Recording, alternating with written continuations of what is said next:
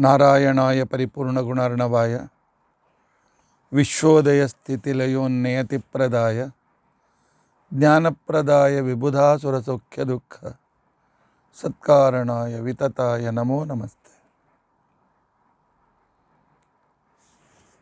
अभ्रमं भंगरहितं अजडं विमलं सदा आनन्दतीर्थमतुलं भजे तापत्रयापहम्। भवति यदनुभावादेडमूकोऽपि वाग्मी जडमतिरपि जन्तुर्जायते प्राज्ञमौलिः।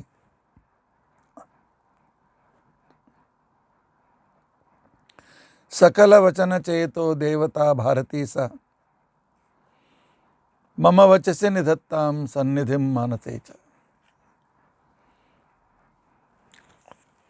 अस्मद्गुरुसमारम्भां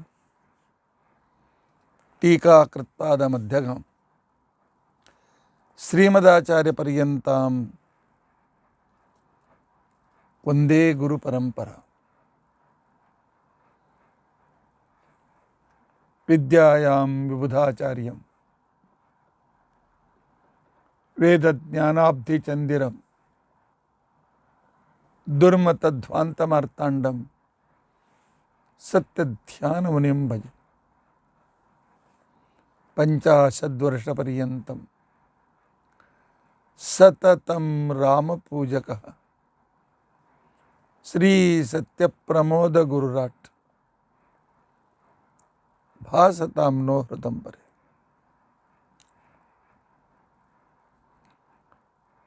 बन्धुस्त्वं गुरुरिष्टदैवतमिति तत्पादपङ्केरुहं प्राप्तं मां परिपालयेति सततं याचे निबद्धाञ्जलिः। चित्तं मद्गुणदोषचिन्तनविधौ नूनं मनं मा कृतः। श्रीसत्यात्मगुरो त्वदङ्घ्रियुगलं हित्वा न मे सद्गति। यैरहं शुकवत् सम्यक् शिक्षितोऽस्मि कृपालुभिः तान् वन्दे धेनुपाचार्यान् तत्त्वज्ञानार्थसिद्धये।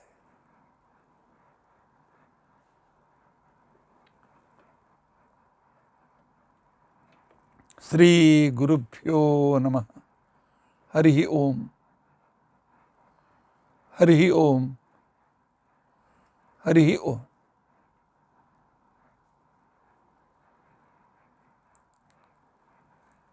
स्वस्तिस्तु अशेष सन्मंगलानि सन्तु। श्लोकैक श्रवण पठन मात्रेण वक्तुश्च श्रोतॄणां निखिल कलिकृत कल्मषापनोदनपुट्तरे धर्माद्यखिल पुरुषार्थ साधने भूते। अद्य भीमसेन आत्मकथा प्रारंभे सति किंचित पूर्वकथानुवादः। हरि ओम हरि ओम हरि ओम। हरे राम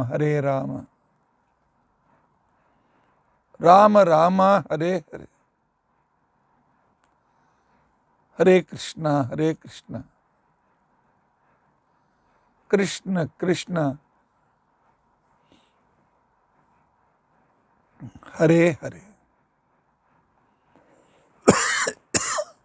हरे राम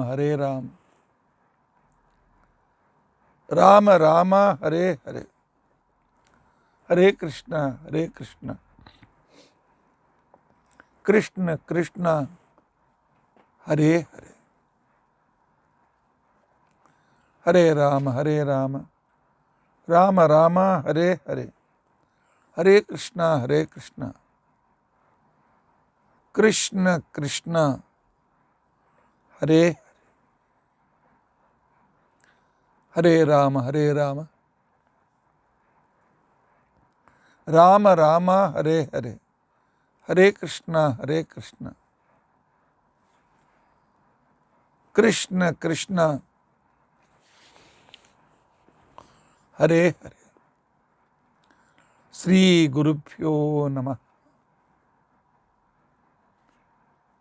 ಹರಿ ಓಂ ಹರಿ ಓಂ ಹರಿ ಓಂ.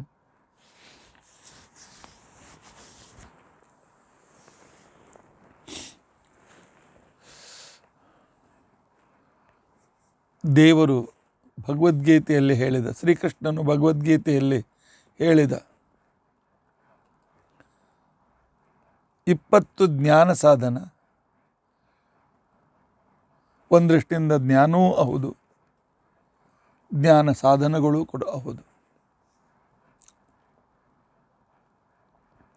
ಅವುಗಳಲ್ಲಿ 18 ಜ್ಞಾನ ಸಾಧನಗಳು ಭೀಮನಲ್ಲಿ, ಅಂದರೆ ನನ್ನಲ್ಲಿ. ಹೇಗೆ ನಾನು ಆ ಸಾಧನಗಳಿಂದ ಯುಕ್ತನಾಗಿ ಜ್ಞಾನಿಯಾಗಿದ್ದೇನೆ ಅಂತ ಅನ್ನೋದನ್ನು ನಿಮಗೆ ತಿಳಿಸಿಕೊಟ್ಟಿದ್ದೇನೆ. ಈಗ 19ನೇ ಜ್ಞಾನ ಸಾಧನ. ಇದು ಜ್ಞಾನವೂ ಹೌದು, ಜ್ಞಾನ ಸಾಧನವೂ ಕೂಡ ಹೌದು.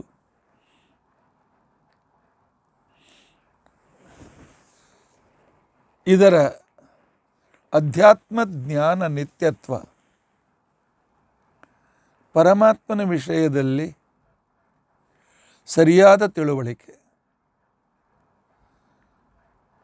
ಪರಮಾತ್ಮನ ವಿಷಯದಲ್ಲಿ ಯಥಾರ್ಥ ಜ್ಞಾನ, ಇದು ಅಧ್ಯಾತ್ಮ ಜ್ಞಾನ ನಿತ್ಯತ್ವ ಅಂತ ತಿಳ್ಕೊಂಡಂತೇಳಿ ಅನ್ನಿಸಿಕೊಳ್ಳುತ್ತದೆ. ನಿನ್ನೆ ದಿವಸ ದ್ರೌಪದಿ ಮನುಷ್ಯನು ಪರಮಾತ್ಮ ಸ್ವತಂತ್ರನಾಗಿದ್ದರೂ ಕೂಡ ಮನುಷ್ಯನು ಚೇತನನಾದ್ದರಿಂದಾಗಿ ಜ್ಞಾನ ಇಚ್ಛಾ ಕ್ರಿಯೆಗಳು ಅವನು ಜನ್ಮಜಾತ ಗುಣಗಳಾಗಿದ್ದರು ಆಗಿವೆ. ಪರಮಾತ್ಮನ ಅಧೀನದಲ್ಲಿದ್ದರೂ ಕೂಡ ಅವನ ಜನ್ಮಜಾತ ಗುಣಗಳು, ಪರಮಾತ್ಮ ಅವುಗಳನ್ನು ಸದಾ ಪ್ರೇರಣೆ ಮಾಡ್ತಾ ಇರೋದರಿಂದಾಗಿ ನಾನು ಮಾಡ್ತೇನೆ, ನಾನು ಸಂಧ್ಯಾವಂದನೆ ಮಾಡಬೇಕು, ನಾನು ತುಳಸಿಗೆ ನೀರು ಹಾಕಬೇಕು, ಪ್ರದಕ್ಷಿಣೆ ಮಾಡಬೇಕು, ಈ ರೀತಿಯಾದ ನನ್ನ ಇಚ್ಛಾಕ್ಕನುಸಾರವಾಗಿ ನಾನು ಕ್ರಿಯೆಗಳನ್ನು ಮಾಡ್ತೇನೆ. ಕ್ರಿಯೆ ಮಾಡುವುದು ಇದು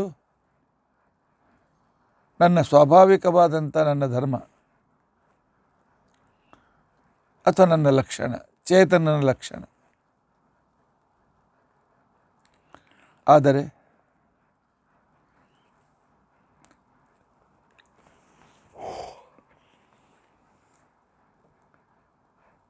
ಪರಮಾತ್ಮನ ಪ್ರೇರಣೆ ಭಾಳ ಮಹತ್ವಪೂರ್ಣವಾದದ್ದು. ನಾನು ಸ್ವತಂತ್ರ ಕರ್ತ ಅಲ್ಲ.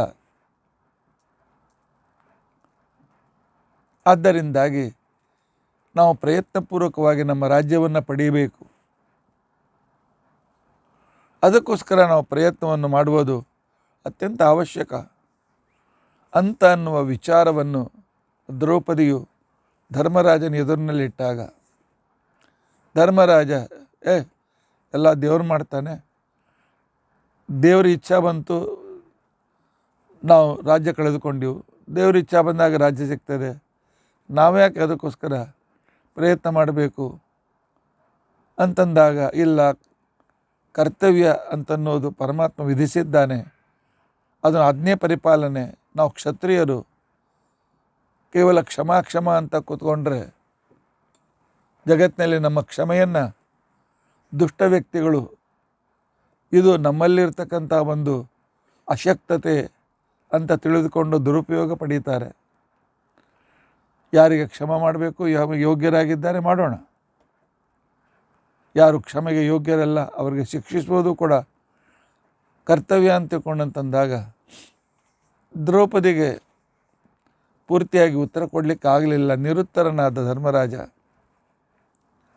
ಸ್ವಾಭಾವಿಕ ಇದೆ, ಅವಳು ಭಾರತೀ ದೇವಿ ಸಕಲ ವಿದ್ಯೆಗಳ ಶಾಸ್ತ್ರಗಳ ಅಭಿಮಾನಿನಿ, ಶಾಸ್ತ್ರ ಸ್ವರೂಪಳು. ಧರ್ಮರಾಜನಿಗೆ ಉತ್ತರ ಕೊಡಲಿಕ್ಕೆ ಬರಲಿಲ್ಲ. ಮನುಷ್ಯಾನದ ಪ್ರಭಾವದಿಂದ ಇಲ್ಲಿಯ ಮನುಷ್ಯರಂತೆ ದೋಷಗಳಿಂದ ಯುಕ್ತನಾದ ನಮ್ಮ ಅಣ್ಣ, ಹೆಣ್ಮಕ್ಕಳು ಅಥವಾ ಸಣ್ಣ ಹುಡುಗರು ಉತ್ತರ ಕೊಡಲಿಕ್ಕಾಗದೆ ಇದ್ದು ಅವ್ರಿಗೆ ಜಬರಿಸ್ತಕ್ಕಂಥದ್ದೊಂದು ಹಿರಿಯರಲ್ಲಿರ್ತಕ್ಕಂಥ ಒಂದು ಈಗೋ ಇದ್ದೇ ಇರ್ತದೆ. ಅದಕ್ಕೋಸ್ಕರ ನೋಡು, ಹೆಣ್ಮಕ್ಳು ಈ ರೀತಿಯಾಗಿ ಭಾಳ ಮಾತನಾಡೋದು ಯೋಗ್ಯವಲ್ಲ. ಭಾಳ ಚರ್ಚೆ ಮಾತನಾಡಬೇಡ. ಪರಮಾತ್ಮನ ಸರ್ವೋತ್ತಮತ್ವಕ್ಕೆ ಭಂಗ ಬರ್ತಿದೆ. ನಾನೇ ಕರ್ತ ಅಂತ ತಿಳ್ಕೊಂಡಂತಂದರೆ ಪರಮಾತ್ಮನ ಸರ್ವೋತ್ತಮತ್ವಕ್ಕೆ ಭಂಗ ಬರ್ತದೆ. ಯಾಕೆ ಎಲ್ಲವೂ ಕೂಡ ಪರಮಾತ್ಮನೇ ಮಾಡಿಸ್ತಾನೆ ಇರುವಾಗ ತ್ರೇಣುಮಿಪ ತೇನುವಿನ ತೃಣಮಪಿ ನ ಚಲತಿ, ಅವನ ಇಚ್ಛೆ ಇಲ್ಲದೆ ಇದ್ದರೆ ಹುಲ್ಲು ಕೂಡ ಅಲ್ಗಾಡೋದಿಲ್ಲ ಅಂತಿರುವಾಗ ನಮ್ಮಲ್ಲಿ ಎಲ್ಲಿ ನಮ್ಮ ಕರ್ತೃತ್ವ ಎಲ್ಲಿದೆ? ನಮಗೇನು ಸ್ವಾತಂತ್ರ್ಯ ಇದೆ? ದೇವರ ಸ್ವಾತಂತ್ರ್ಯಕ್ಕೆ ನೀನು ಅಲ್ಲಗಡೆ ಬೇಡ ಅಂತ ತಿಳ್ಕೊಂಡಂತೇಳಿ ಸ್ವಲ್ಪ ಜಬರಿಸಿದ ಹಾಗೆ ಮಾಡಿ ಜೋರಾಗಿ ಮಾಡಿದಾಗ ಎಷ್ಟಾದರೂ ಗುರುಸ್ಥಾನದಲ್ಲಿರ್ತಕ್ಕಂಥ ಗಂಡನ ಜೊತೆಯಲ್ಲಿ ಹೆಚ್ಚಿನ ವಾದ ವಿವಾದ ಅಷ್ಟು ಸರಿಯಲ್ಲ ಅಂತ ತಿಳ್ಕೊಂಡಂತೇಳಿ ದ್ರೌಪದಿ ಭಾರತೀಯ ಸ್ತ್ರೀಯರ ಒಂದು ಸೀಮೆಯನ್ನು, ವಿವಾದದ ಸೀಮೆಯನ್ನು ತೋರಿಸ್ತಾ ಸುಮ್ಮನಾಗಿದ್ದಾಳೆ. ಆದರೆ ಅಲ್ಲೇ ದೂರದಲ್ಲಿ ಕೂತ್ಕೊಂಡು ನಾನು ಕೇಳ್ತಕ್ಕಂಥ ನನಗೆ ಮಾತ್ರ ದ್ರೌಪದಿಗೆ ಈ ರೀತಿಯಾಗಿ ಅವನು ಹೇಳಿದ್ದು ನನಗೆ ಸರಿ ಬೀಳಲಿಲ್ಲ. ನಾನು ಹೋಗಿ ಅಣ್ಣನ ಎದುರು ಕೂತ್ಕೊಂಡೆ. ಅಣ್ಣ, ದ್ರೌಪದಿ ಏನು ತಪ್ಪು ಹೇಳಿದ್ದಾಳಪ್ಪ ಹೇಳು. ಏ ಭೀಮ, ದ್ರೌಪದಿ ಮೇಲೆ ನಿಮ್ಗೆ ಭಾಳ ಪಕ್ಷವಾಗ್ತದಲ್ಲ. ಅಕ್ಕೆ ಹೇಳಲಿಕ್ಕತ್ತಾಳ, ದ್ರೌಪದಿ ಹೇಳಲಿಕ್ಕತ್ತಾಳ. ಮನುಷ್ಯನಿಗೂ ಕೂಡ ಕರ್ತೃತ್ವ ಇದೆ ಅಂತ ತಿಳ್ಕೊಂಡು, ಜೀವನಿಗೆ ಕರ್ತೃತ್ವ ಇದೆ ಅಂತ ತಿಳ್ಕೊಂಡು ಅಂತ ಹೇಳ್ತಾ ಇದ್ದಾಳೆ. ಎಲ್ಲಿ ಕರ್ತೃತ್ವ ಇದೆಯಪ್ಪ? ಶಾಸ್ತ್ರ ಹೇಳಂಗಿಲ್ಲೇನು? ತೇನುವಿನ ತೃಣಮಪಿ ನ ಚಲತಿ. ಪರಮಾತ್ಮ ಇಲ್ಲದೆ ಇದ್ದರೆ ನಾನು ಹುಲ್ಲಿಗೆ ಸಮ ಅಂತ ಲಕ್ಷ್ಮೀದೇವನ ಹೇಳ್ತಾಳಲ್ಲ. ನಮ್ಮಲ್ಲಿ ಎಲ್ಲಿ ಕರ್ತೃತ್ವ ಬಂತು? ಎಲ್ಲ ಮಾಡಿಸೋನು ದೇವರಲ್ಲಿ. ಸುಮ್ಮನೆ ದೇವರ ಸ್ವತಂತ್ರತ್ವಕ್ಕೆ ಭಂಗ ಬರುವ ಮಾತನಾಡಿದ್ಲು, ಅದಕ್ಕೆ ಜಬರಿಸಿದೆ ಅಂತ. ಆಗ ನಾನು ನಮ್ಮ ಅಣ್ಣನಿಗೆ ಹೇಳಿದೆ, ಅಣ್ಣ, ಜೀವನಿಗೆ ಕರ್ತೃತ್ವ ಇದೆ ಅಂದ ಕ್ಷಣಕ್ಕೇ ಪರಮಾತ್ಮನ ಸ್ವಾತಂತ್ರ್ಯಕ್ಕೆ ಎಲ್ಲಿ ಭಂಗ ಬರ್ತದೆ ಹೇಳು? ಪರಮಾತ್ಮನಿಗೆ ಕರ್ತೃತ್ವ ಇದೆ, ಜೀವನಿಗೂ ಕರ್ತೃತ್ವ ಇದೆ ಅಂದರೆ ಏನು ತಪ್ಪಾಗ್ತದೆ? ನಾವು ಜೀವನಿಗೆ ಸ್ವತಂತ್ರ ಕರ್ತೃತ್ವ ಇದೆ ಅಂತ ಹೇಳಲಿಕ್ಕೆ ಹೊರಟಿಲ್ಲಲ್ಲ. ಜೀವನಲ್ಲಿ ಕರ್ತೃತ್ವ ಇದೆ, ಆದರೆ ಅಸ್ವತಂತ್ರ ಕರ್ತೃತ್ವ ಇದೆ. ಜೀವನಿಗೆ, ಪರಮಾತ್ಮನಿಗೆ ಸ್ವತಂತ್ರ ಕರ್ತೃತ್ವ ಇದೆ. ಜೀವನಿಗೆ ಕರ್ತೃತ್ವ ಇದೆ ಅಂತ ತಿಳ್ಕೊಂಡಂತ ಹೇಳಿ ನಾನು ನೋಡ್ತೇನೆ, ನಾನು ತಿಂತೇನೆ, ನನಗಿವತ್ತು ಊಟ ಬೇಡ, ನಾನಿವತ್ತು ಪಾಠ ಕೇಳೋದಿಲ್ಲ, ಶ್ರಮ ಆಗಿದೆ, ನಾನಿವತ್ತಿನ ದಿವಸ ಯಾವ ಕೆಲಸ ಮಾಡೋದಿಲ್ಲ ಅಂಥೇಳಿ ನಾವು ಆ ರೀತಿಯಾಗಿ ನಮ್ಮ ಜೀವನದಲ್ಲಿ ದಿನಾಲೂ ನಮ್ಮ ಇಚ್ಛೆಗೆ ಅನುಸಾರವಾಗಿ ನಾವು ಆ ರೀತಿಯಾಗಿರ್ತಕ್ಕಂಥ ವ್ಯವಹಾರ ಮಾಡ್ತಾ ಇದ್ದೀವಲ್ಲ. ನಮ್ಮಲ್ಲಿರ್ತಕ್ಕಂಥ ಚಲನವಲನ ಅಂತ ತಿಳ್ಕೊಂಡಂತೇನಿದೆ, ನಮ್ಮಲ್ಲಿರ್ತಕ್ಕಂಥ ಶ್ವಾಸೋಚ್ಛ್ವಾಸ ಅಂತ ತಿಳ್ಕೊಂಡಂತೇನಿದೆ, ಇವೆಲ್ಲವೂ ಕ್ರಿಯಾತ್ಮಕತೆ ಈ ಜೀವನಲ್ಲಿ ಇದೆ, ಕ್ರಿಯಾಶಕ್ತಿ ಜೀವನಲ್ಲಿ ಇದೆ. ಆದ್ದರಿಂದ ಇವನು ಚೇತನ ಅನ್ನುವ ಮಾತು ಅನುಭವಕ್ಕೆ, ಸಾಕ್ಷಿ ನನ್ನ ಅನುಭವಕ್ಕೆ ಬರೋದಿಲ್ಲೇನು? ಅಣ್ಣ, ನಾನು ಪ್ರತಿಜ್ಞೆ ಮಾಡಿದ್ದೇನೆ, ಆದ್ದರಿಂದ ದ್ಯೂತಕ್ಕೆ ಕರೆದರೆ ನಾನು ಹೋಗೋದಿಲ್ಲ ಅಂತ ಹೇಳಿ ನೀನು ದ್ಯೂತಕ್ಕೆ ಹೋದಿಲ್ಲ, ಅದು ನಿನ್ನ ಕ್ರಿಯೆ ಅಲ್ಲೇನದು?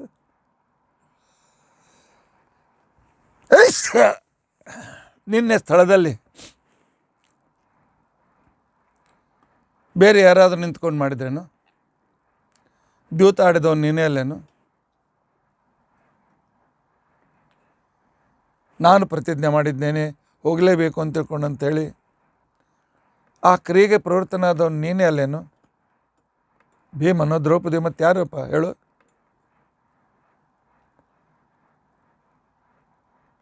ದ್ರೌಪದಿಗೆ ಪಣಕ್ಕೆ ಇಡುವಂತಂದಾಗ ಹೌದು, ಅವಳು ನನ್ನ ಅಧೀನ ಅಂತ ತಿಳ್ಕೊಂಡು ಪಣಕ್ಕೆ ಇಟ್ಟವನು ಏನೇ ಅಲ್ಲೇನು? ಏನು ದೇವ್ರು ಬಂದು ಇಟ್ಟಿದ್ದಾನ? ಅಥವಾ ಭೀಮ ಇಟ್ಟನ ಅವಳನ್ನು ಪಣಕ್ಕೆ? ಅಲ್ಲ.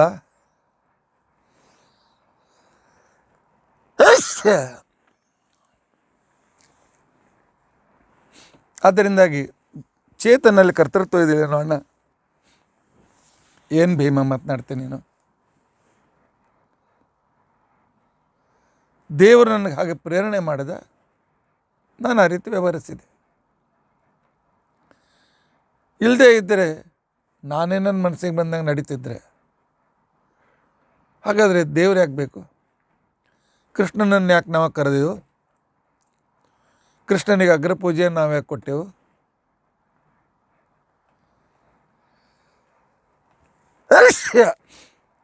ಆದ್ದರಿಂದಾಗಿ ನಾನು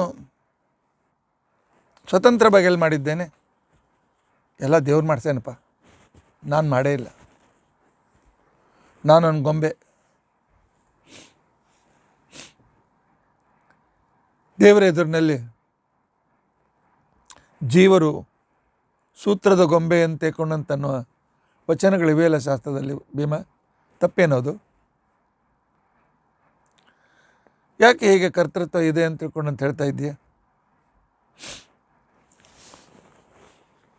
ಅದಕ್ಕೆ ನಾನು ಉತ್ತರ ಕೊಟ್ಟೆ. ಅಣ್ಣ, ಸ್ವತಂತ್ರ ಕರ್ತೃತ್ವ ಜೀವನಿಗಿದೆ ಅಂತ ನಾನು ಹೇಳಿಲ್ಲ. ಸ್ವತಂತ್ರ ಕರ್ತೃತ್ವ ಪರಮಾತ್ಮನಲ್ಲಿ ಮಾತ್ರ ಇದೆ. ಜೀವನಲ್ಲಿ ಕರ್ತೃತ್ವ ಇದೆ ಅಂತ ನಾನು ಹೇಳಿದ್ದೇನೆ. ಜೀವ ಸ್ವತಂತ್ರ, ಪರಮಾತ್ಮನ ಬೇಕಾಗಿಲ್ಲ, ಈ ಮಾತು ದ್ರೌಪದಿನೂ ಹೇಳಲಿಲ್ಲ, ನಾನು ಹೇಳಿಲ್ಲ. ಅವನು ಸ್ವತಂತ್ರ ಕರ್ತ, ನಾವು ಅಸ್ವತಂತ್ರ ಕರ್ತರು. ಅಸ್ವತಂತ್ರ ಕರ್ತ ಇದ್ದದರಿಂದಲೇ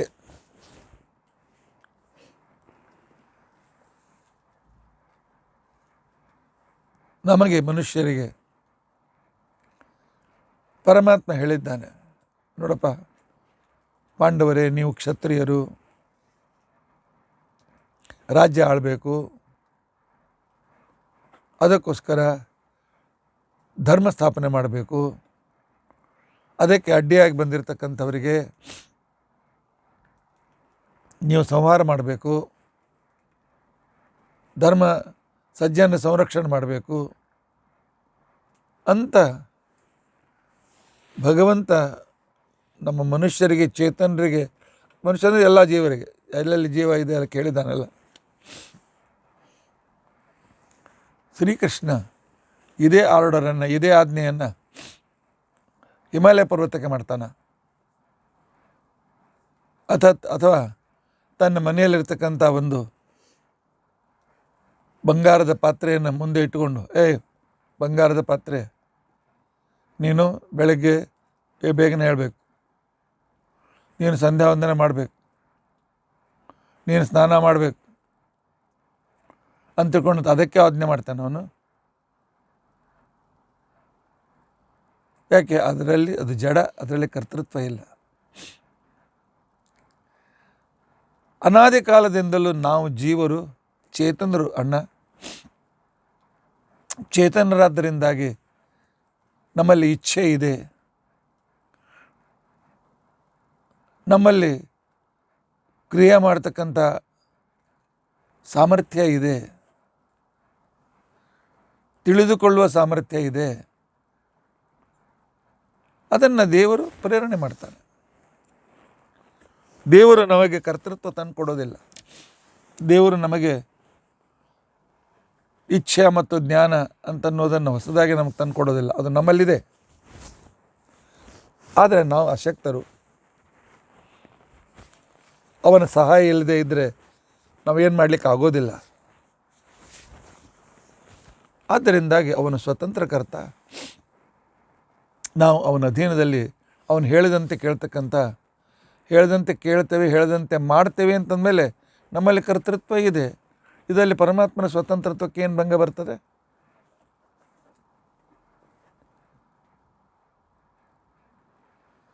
ಅವನೇ ಸ್ವತಂತ್ರ, ಅದರಲ್ಲೇನು ಸಂದೇಹ ಇಲ್ಲ. ಸ್ವತಂತ್ರ ಅಂತ ಒಪ್ಪಿದ ಮೇಲೆ ಅವನು ನಾನು ಅಸ್ವತಂತ್ರ ಅಂತ ಒಪ್ಪಿದ ಮೇಲೆ ಸ್ವತಂತ್ರನಾದ ಅವನು ಹೇಳಿದ್ದನ್ನು ಅಸ್ವತಂತ್ರನಾದ ನಾನು ಕೇಳೋದು ನನ್ನ ಕರ್ತವ್ಯ ಅಲ್ಲೇನು? ರಾಜ ಸ್ವತಂತ್ರನಾಗಿರ್ತಾನೆ, ಅವನೇ ತನ್ನ ನಿಯಮಗಳನ್ನು ತಯಾರು ಮಾಡ್ತಾನೆ. ಅವನು ಹೇಳಿದ್ದನ್ನು ಪ್ರಜೆಗಳು ಕೇಳಬೇಕಲ್ಲೇನು? ಕೇಳದೇ ಇದ್ದರೆ ಅವನು ಶಿಕ್ಷೆ ಕೊಡ್ತಾನಲ್ಲೇನು? ಹಾಗೆ ನಾವು ನಮ್ಮ ಕರ್ತವ್ಯವನ್ನು ಮಾಡಬೇಕು ಅಂತಿಕೊಂಡಂತನ್ನೋ ಒಂದು ಪ್ರಯತ್ನಕ್ಕೆ ಪ್ರಾರಂಭಿಸಬೇಕು. ಮುಂದೆ ಅದಕ್ಕೆ ಶಕ್ತಿ ಕೊಡುವನು ದೇವರು ಕೊಡ್ತಾನೆ. ಆದರೆ ಆ ಕರ್ತೃತ್ವದ ಎಚ್ಚರ ನಮಗಿದ್ದು ನಾವು ಅದನ್ನು ಮಾಡಬೇಕು ಅಂತನ್ನೋ ರೀತಿಯಲ್ಲಿ ಯಾವಾಗ ನಾವು ಇಚ್ಛೆಯನ್ನು, ಪ್ರಬಲ ಇಚ್ಛೆಯಿಂದ ಒಂದು ಪ್ರಯತ್ನ ಮಾಡ್ತೇವೆ, ಆಗ ಪರಮಾತ್ಮ ನಮಗೆ ಸತ್ಕರ್ಮದಲ್ಲಿ ಪ್ರೇರಣೆ ಮಾಡ್ತಾನೆ. ಆದ್ದರಿಂದಾಗಿ ಮನುಷ್ಯನಾಗಿರ್ತಕ್ಕಂಥವನು ದೇವರು ಕೊಟ್ಟಿರ್ತಕ್ಕಂಥ ಒಂದು ಜ್ಞಾನ ಅಂತೇನಿದೆಯಲ್ಲ, ದೇವರು ಕೊಟ್ಟದಲ್ಲ, ಸ್ವಾಭಾವಿಕವಾದ ಜೀವನದಲ್ಲಿ ಜ್ಞಾನ, ಇಚ್ಛಾ, ಕ್ರಿಯೆ ಅಂತೀವಿ. ಆ ಜ್ಞಾನದ ಉಪಯೋಗವನ್ನು ಪಡೆದು ದೇವರ ಆಜ್ಞೆ ಏನು ಅಂತನ್ನೋದನ್ನು ತಿಳ್ಕೊಳ್ಬೇಕು. ತಿಳ್ಕೊಂಡು ದೇವರ ಆಜ್ಞೆ ಇದೆ, ನೀನು ಬ್ರಾಹ್ಮಣ ಹೀಗಿರು, ನೀನು ಕ್ಷತ್ರಿಯ ಹೀಗಿರು, ನೀನು ವೈಶ್ಯ ಹೀಗಿರು ಅಂತನ್ನೋದು ದೇವರ ಆರ್ಡರ್. ನೀವು ಮೊದಲು ಹೇಳಿದ್ದೇನೆ, ಶ್ರುತಿ ಸ್ಮೃತಿ, ದ್ರೌಪದಿನೂ ಹೇಳಿದ್ದಾಳೆ, ವೇದಗಳು ಶಾಸ್ತ್ರಗಳು ದೇವರ ಆರ್ಡರ್. ಒಂದು ಸಲ ಆರ್ಡರ್ ಮಾಡಿಬಿಟ್ಟಿದ್ದಾನೆ, ದಿನಾಲು ಬಂದು ಹೇಳಬೇಕು ನಿಯಮ ಇಲ್ಲ. ಆದ್ದರಿಂದಾಗಿ ಸ್ವವಿಹಿತವಾದಂಥ ಕರ್ಮಗಳನ್ನು ನಾವು ಮಾಡಬೇಕು. ನಮಗೆ ಸ್ವವಿಹಿತವಾದ ಕರ್ಮ ಏನು?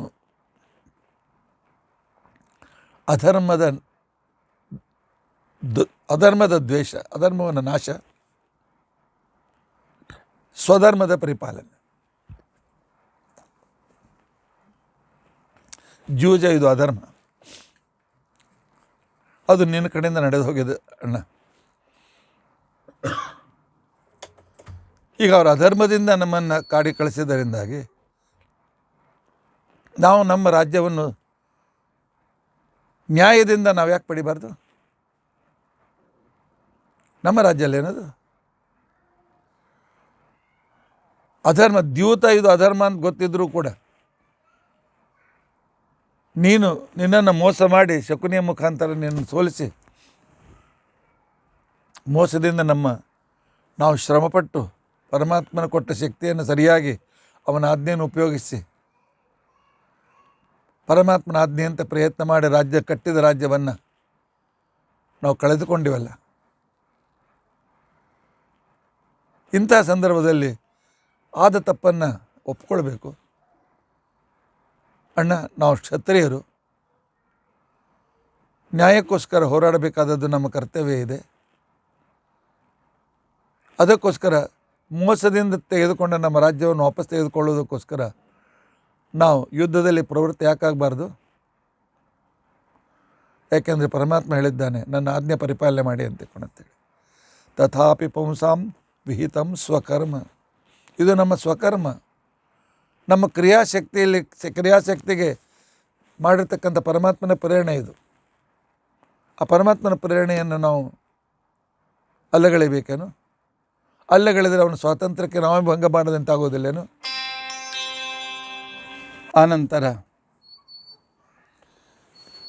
ಯಾವುದು ಅವಿಹಿತ ಇದೆ, ಯಾವುದು ಮಾಡಬಾರ್ದು,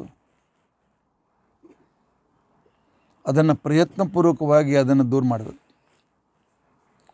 ನೀನು ಮಾಡಬಾರ್ದು ಕೆಲಸ ಮಾಡಿದ್ದಿ, ದ್ಯೂತಾಡೋದು ಮಾಡಬಾರ್ದು ಕೆಲಸ. ನೀನು ಪ್ರಯತ್ನದಿಂದ ಅದನ್ನು ದೂರೀಕರಿಸಬೇಕು.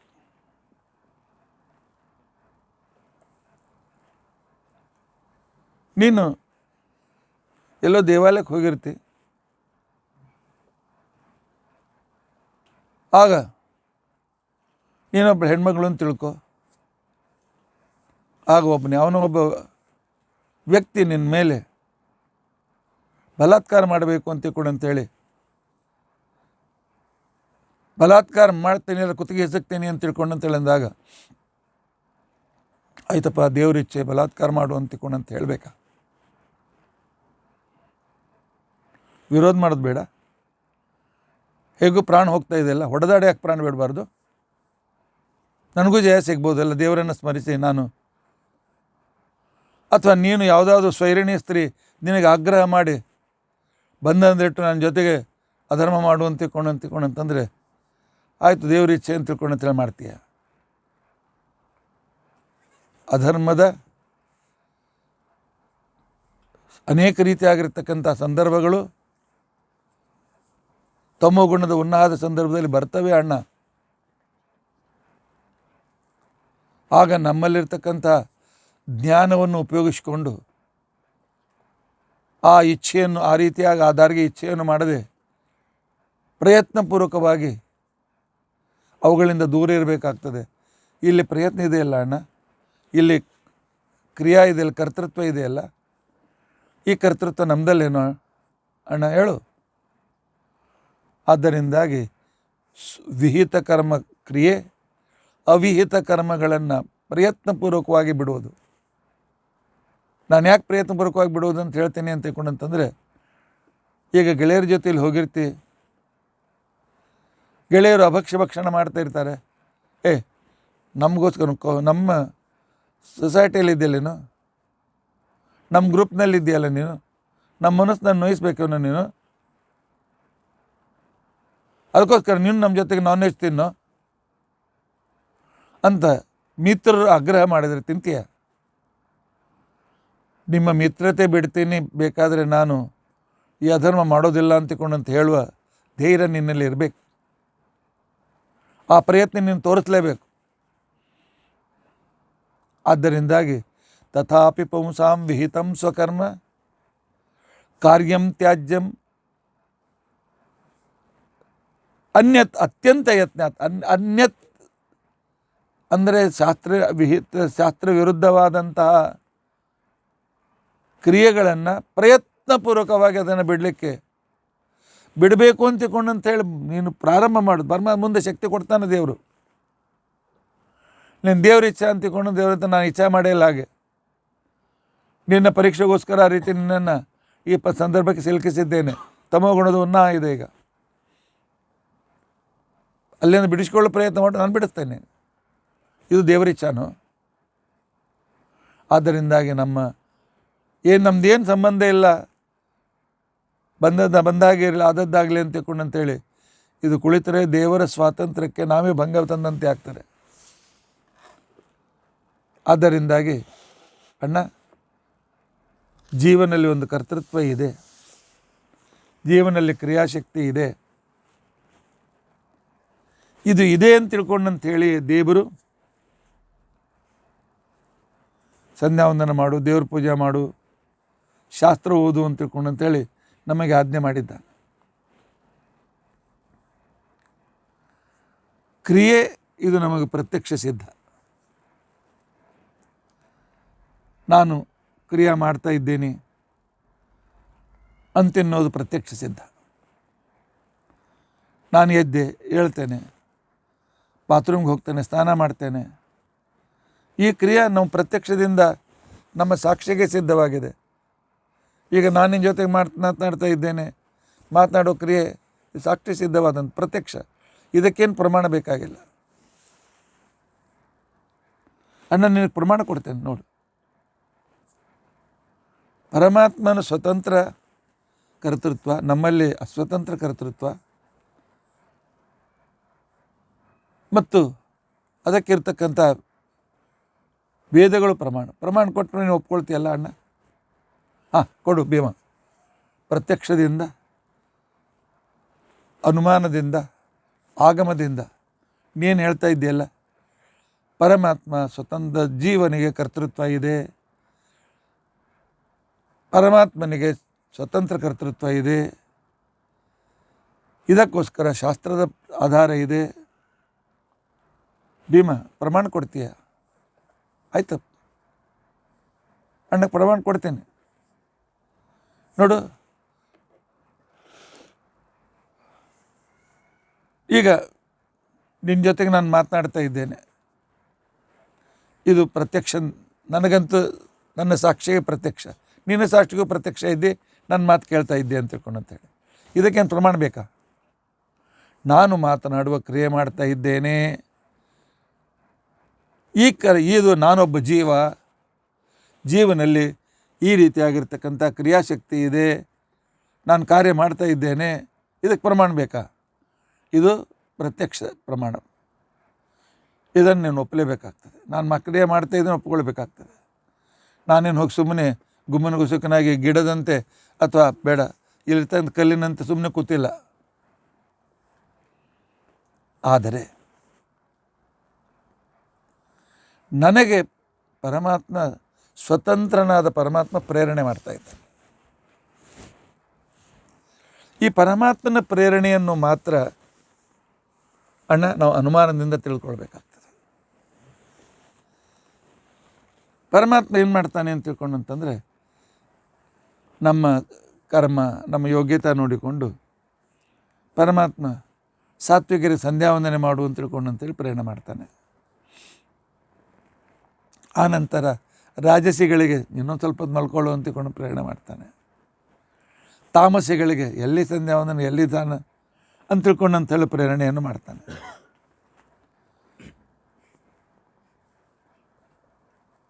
ಇಲ್ಲ ಮತ್ತು ಪ್ರಮಾಣ ಇದು ಕೂಡ ನಮ್ಮ ಸ್ವತಂತ್ರ ಯಾಕಂತ ಅನ್ಬಾರ್ದು. ಪರಮಾತ್ಮನ ಪ್ರೇರಣೆಯನ್ನು ಒಪ್ಪಿಕೊಳ್ಬೇಕಾಕೆ? ಕ್ರಿಯೆಗಳು ಪ್ರತ್ಯಕ್ಷವಾಗಿ ಸಿದ್ಧವಿರುವಾಗ ಇದರ ಹಿಂದೆ ಪರಮಾತ್ಮನ ಪ್ರೇರಣೆ ಇದೆ ಅಂತ ತಿಳ್ಕೊಂಡು ಅಂತ ಹೇಳಿ ಅದನ್ನು ಯಾಕೆ ಒಪ್ಕೊಳ್ಬೇಕು? ಪರಮಾತ್ಮ ಅದಕ್ಕೋಸ್ಕರ ಒಪ್ಕೊಳ್ಬೇಕಾಗ್ತದೆ. ಯಾಕೆ ಒಪ್ಕೊಳ್ಬೇಕು ಅಂತ ತಿಳ್ಕೊಂಡು ಅಂತಂದರೆ, ಅಣ್ಣ ನೀನು ತಿಳಿದವ, ಎಲ್ಲ ಗೊತ್ತಿತ್ತು, ಧರ್ಮಶಾಸ್ತ್ರ ಹೇಳ್ತಿತ್ತು ದ್ಯೂತ ಇದು ಅಧರ್ಮ ಅಂತ ತಿಳ್ಕೊಂಡು ಅಂತೇಳಿ ನಿನಗೆ ಹೇಳಿತ್ತು. ಆದರೂ ನೀನು ಮೋಹಕ್ಕೊಳಗಾಗಿ ಅಧರ್ಮ ಅಂತ ಗೊತ್ತಿದ್ದರೂ ಮಾಡಿದೆಯಲ್ಲ. ಕ್ರಿಯಾ ಸ್ವಾತಂತ್ರ್ಯ ನಿನಗಿದ್ದರೆ ನೀನು ದ್ಯೂತಕ್ಕೆ ಬರ್ತಿರಲಿಲ್ಲ. ಅಂದು ದ್ರೌಪದಿ 3 ಪ್ರಶ್ನೆ ಕೇಳಿದ್ಲು. ಏನು ಕೇಳಿದ್ಲು ಹೇಳು, ನೆನ್ಪು ಮಾಡ್ಕೊ ಅಣ್ಣ. ಮೊದಲನೇದ್ದು, ದ್ಯೂತದಲ್ಲಿ ನನ್ನನ್ನು ಸೋತಿದ್ದಾನೆ ನನ್ನ ಗಂಡ. ಈ ದ್ಯೂತ ಇದು ವ್ಯಾಲಿಡ್ ಇನ್ವ್ಯಾಲಿಡ್. ಈಗ ದ್ರೌಪದಿಗೆ ಪರಮಾತ್ಮನ ಸ್ವಾತಂತ್ರ್ಯಕ್ಕೆ ಭಂಗ ತರಬೇಡ ಅಂತ ತಿಳ್ಕೊಂಡು ಅಂತೇಳಿ ಉಪದೇಶ ಮಾಡ್ತೀಯಲ್ಲ, ಅವತ್ತು ದ್ಯೂತ ಇನ್ವ್ಯಾಲಿಡ್ ಅಂತ ಯಾಕೆ ಹೇಳಿಲ್ಲ? ಯಾಕೆಂದರೆ ನೀನು ಸ್ವತಂತ್ರಕರ್ತ ಅಲ್ಲ,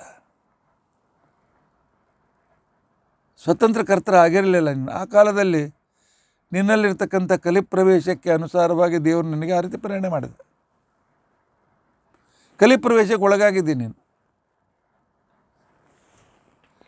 ದ್ರೌಪದಿ ಕೇಳಿದ್ಲು, ನನ್ನನ್ನು ತಾನು ಸೋತ ಮೇಲೆ ನನ್ನನ್ನು ಪಣಕ್ಕೆ ಇಡಲಿಕ್ಕೆ ಗಂಡನಿಗೆ ಅಧಿಕಾರ ಇದೆ ಏನು ಕೇಳಿದ್ಲು.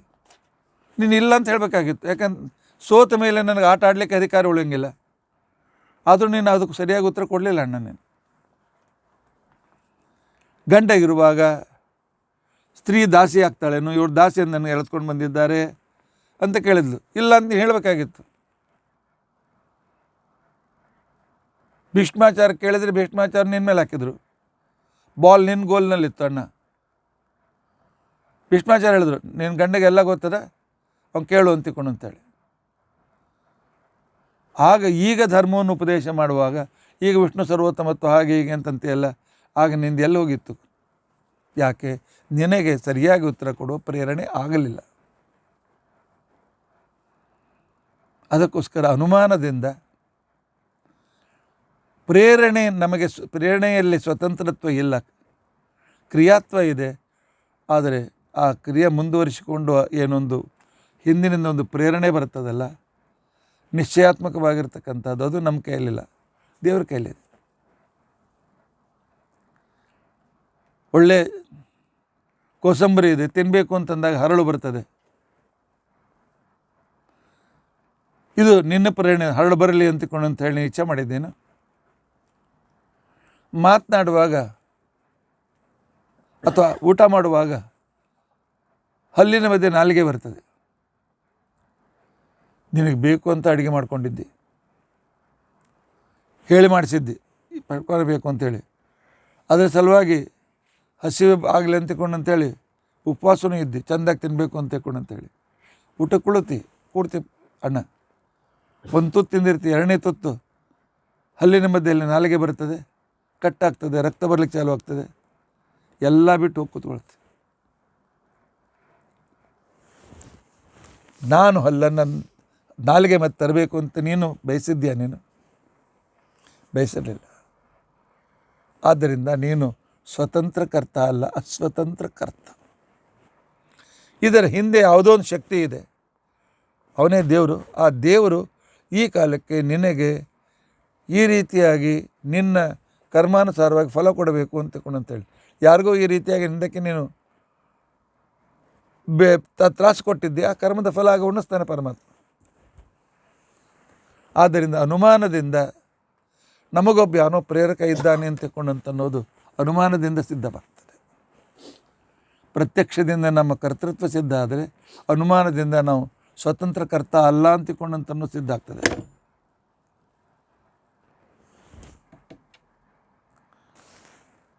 ಆಗಲಪ್ಪ ಭೀಮ, ಪ್ರತ್ಯಕ್ಷ ಆಯಿತು, ಅನುಮಾನ ಆಯಿತು, ಅದು ಯಾರು ಆಗಮ ಬೇಕಲ್ಲನ್ನು ಅಣ್ಣ. ಆಗಮದ ಪ್ರಮಾಣವೂ ಕೂಡ ಕೊಡ್ತೇನೆ. ಆಗಮ ಪ್ರಮಾಣ ಏನಿದೆ?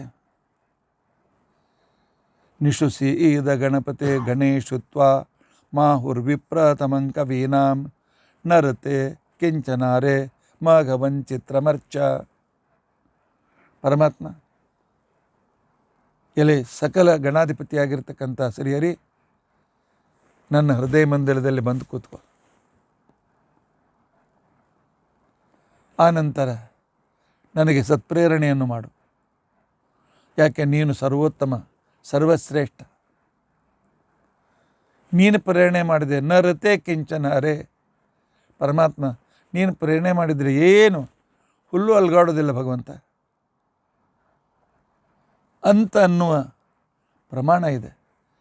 ಅದನ್ನು ನಿನ್ನ ಪ್ರೇರಣೆ ಕರ್ತೃತ್ವ ಇರುವ ಜೀವನಿಗೂ ಬೇಕೇ ಬೇಕು, ಪ್ರೇರಿಸು ಅಂತೇಳಿ ಕೇಳ್ತಾರೆ. ಇನ್ನೊಂದು ಕಡೆಯಲ್ಲಿ ನಮಗಿಂತ ಮೊದಲು ಧ್ರುವ ಆಗಿ ಹೋಗಿದ್ದಾನಲ್ಲ ಅಣ್ಣ,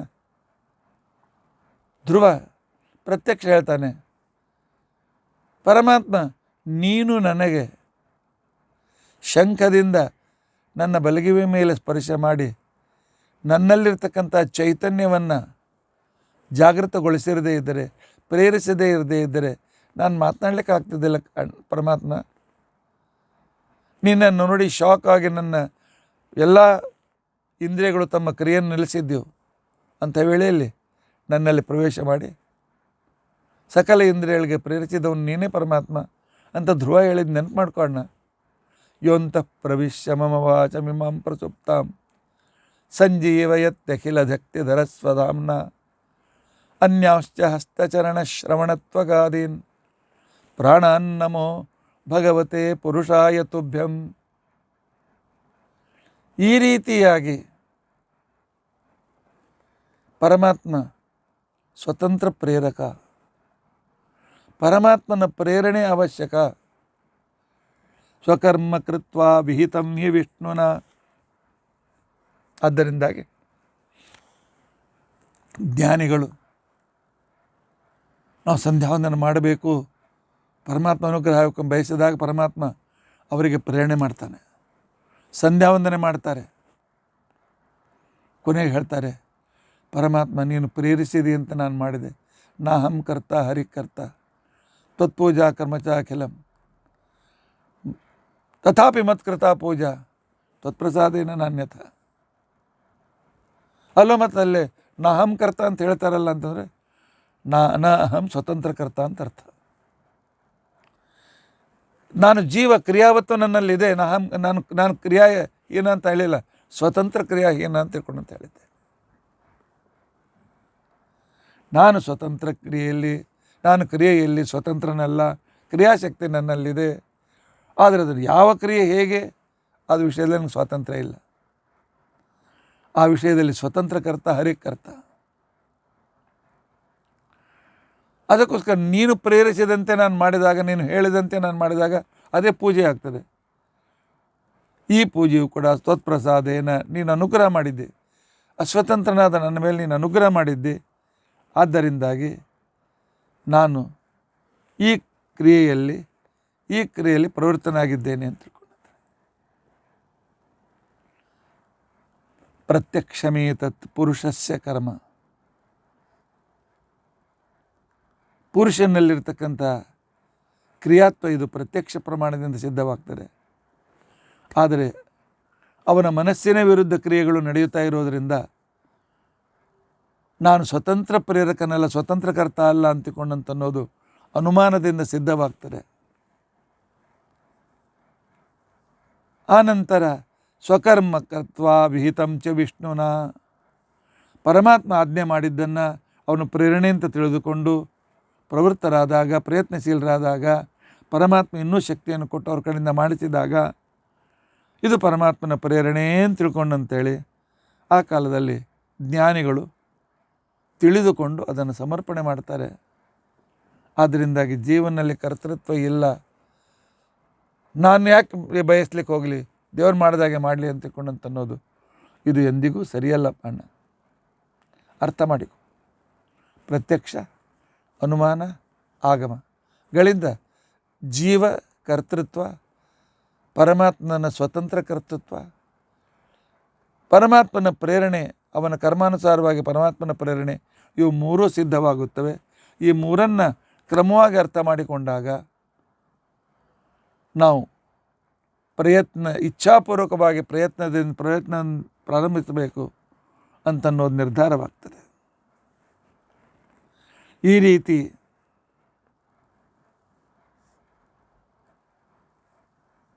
ನಾವು ನಮ್ಮ ಕ್ರಿಯೆಗಳನ್ನು ಮಾಡ್ತಿರಬೇಕು ಅಂತಿಕೊಂಡ. ಹೋಗಲಿ ಭೀಮ, ನಾನೇ ಸ್ವತಂತ್ರಕರ್ತ ಅಂತ ಯಾಕನ್ಬಾರ್ದು?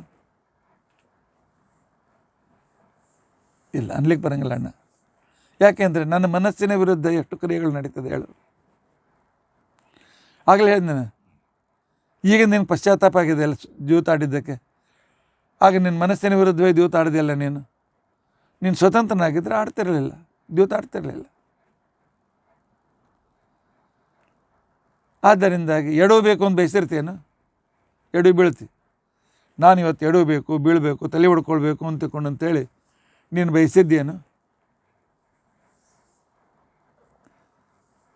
ನಹುಷ ಇಂದ್ರನ ಪದವಿಯಲ್ಲಿ ಕೂತ್ಕೊಂಡ. ಇಂದ್ರನ ಪದವಿ ಸಕಲೇಂದ್ರಿಯಗಳ ನಿಯಾಮಕತ್ವ ಪದವಿ. ಆದರೆ ಅವನು ಶಚಿಯನ್ನು ಬಯಸಿದ್ನಲ್ಲ, ಅವನು ಶಚಿಯನ್ನು ಬೇಕು ಅಂತಿಕೊಂಡಂತ ಇಂದ್ರ ಪದವಿಗೆ ಬಂದಿದ್ದೇನು? ಇಲ್ಲ. ಭೋಗದ ಲಾಲಸೆ ಹೆಚ್ಚಾದಾಗ ತಮೋಗುಣಕ್ಕನುಸಾರವಾಗಿ ಪರಮಾತ್ಮ ಅವನು ಮಾಡಿದ ಎಲ್ಲ ಪುಣ್ಯವನ್ನು ಕಸಿದುಕೊಳ್ಬೇಕಾಗಿತ್ತು. ಯಾಕಪ್ಪ, ಯಾಕೆ ಕಸಿದುಕೊಳ್ಬೇಕಾಗಿತ್ತು ಅಣ್ಣ? ಭೀಮ ಅಣ್ಣ, ನಿನಗೆ ಕತೆ ಗೊತ್ತಿಲ್ಲ. ಕತೆ ಹೇಗಿದೆ ಅಂತಿಕೊಂಡು ಅಂತಂದರೆ, ನಹುಷ ಇಂದ್ರ ವೃತ್ರಾಸುರನನ್ನು ಯಾವಾಗ ಸಂಹಾರ ಮಾಡಿದ್ನಲ್ಲ, ಸಂಹಾರ ಮಾಡಿರ್ತಕ್ಕಂಥ ಸಂದರ್ಭದಲ್ಲಿ ಅವನ ಅಪರೋಕ್ಷ ಜ್ಞಾನಿ. ಬ್ರಹ್ಮಹತ್ಯಾ ದೋಷ ಅವನಿಗೆ ತಟ್ಟೋದಿಲ್ಲ. ಆದರೆ ಜಗತ್ತಿಗೆ ಬ್ರಾಹ್ಮಣರನ್ನು ಕೊಲ್ಲಬಾರದು ಅಂತ ತಿಳ್ಕೊಂಡಂತ ಒಂದು ನಿಯಮದ ಮಹತಿಯನ್ನು ತೋರಿಸ್ಬೇಕು ಅಂತ ತಿಳ್ಕೊಂಡಂತ ಹೇಳಿ ಇಂದ್ರ ಏನು ಮಾಡ್ದ? ಇಂದ್ರ ಆವಾಗ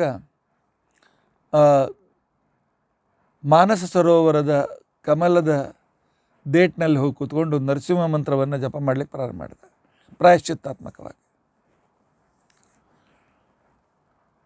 ಅವನ ಸ್ಥಳದಲ್ಲಿ ಇನ್ನೊಬ್ಬರನ್ನು ತರಬೇಕು. ನಿಜವಾಗಿಯೂ ಸಾಂಶ ಅವನು ಒಂದು ಅಂಶದಿಂದ ಇಲ್ಲಿ, ಒಂದು ಅಂಶದಿಂದ ಅಲ್ಲಿ ಇರಬೇಕಾಗಿತ್ತು. ಆದರೆ ಪರಮಾತ್ಮನ ನಾಟಕದಲ್ಲಿ ಪಾತ್ರಗಳು ಯಾವಾಗ ಏನು ಬರಬೇಕು, ಎಲ್ಲಿ ಯಾವ ಪಾತ್ರ ಬರಬೇಕು ಅಂತ ಅನ್ನೋದು ಪರಮಾತ್ಮನ ಒಂದು ವಿಶಿಷ್ಟತೆ.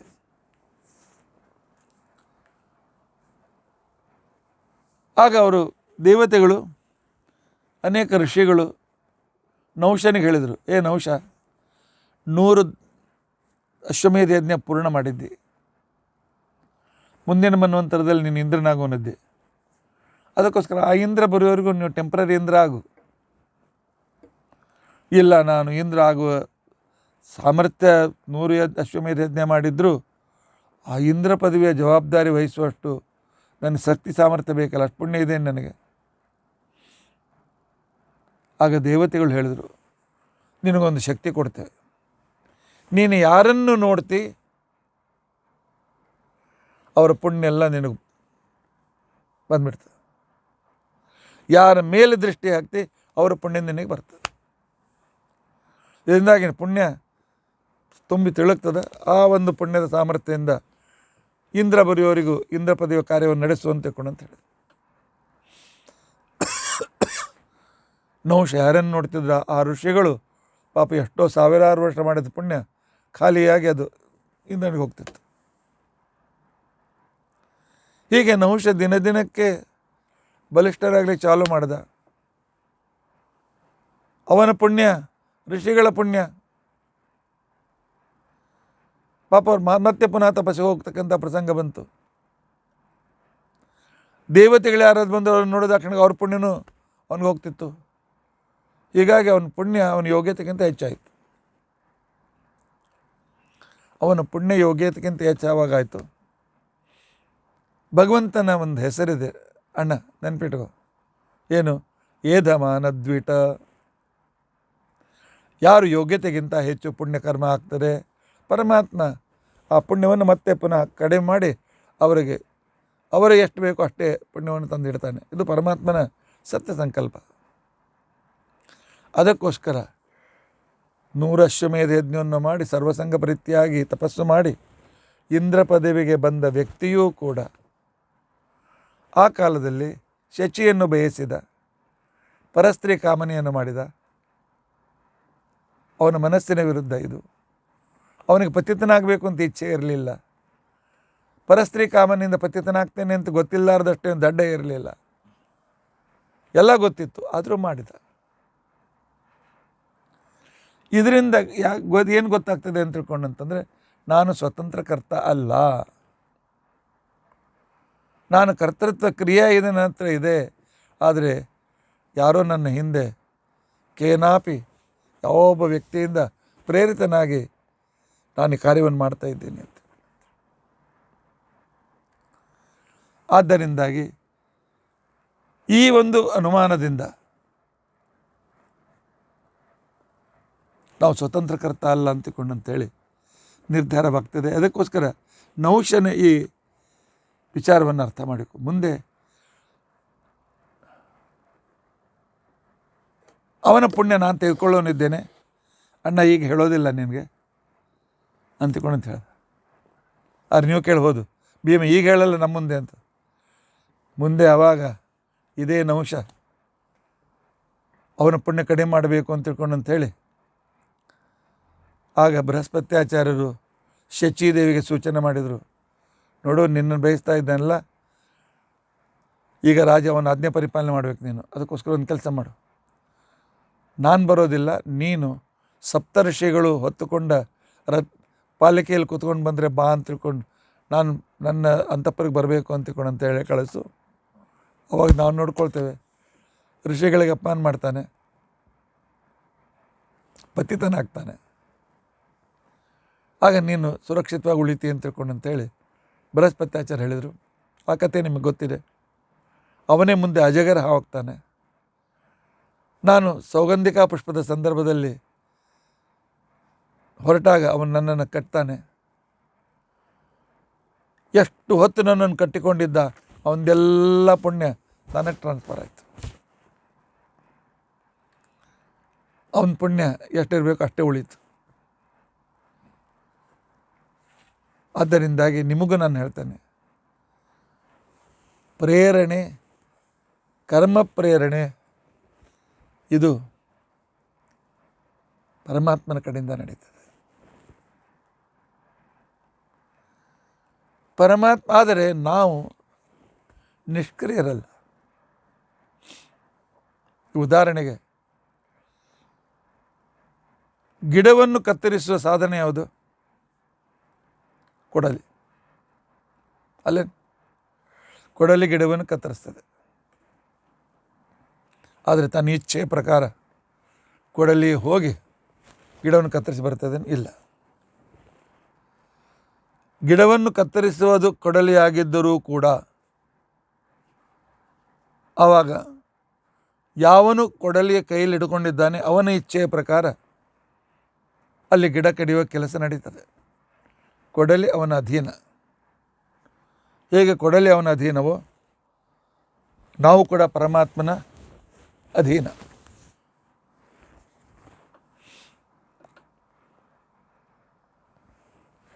ಆದರೆ ಕೊಡಲಿಯಂತೆ ನಾವು ಜಡ ಅಲ್ಲ. ನಮ್ಮಲ್ಲಿ ಕ್ರಿಯಾತ್ಮಕತೆ ಇದೆ. ನಮ್ಮಲ್ಲಿ ಜ್ಞಾನ, ಇಚ್ಛಾ, ಕ್ರಿಯೆಗಳಿವೆ. ಈಗ ಉದಾಹರಣೆಗೆ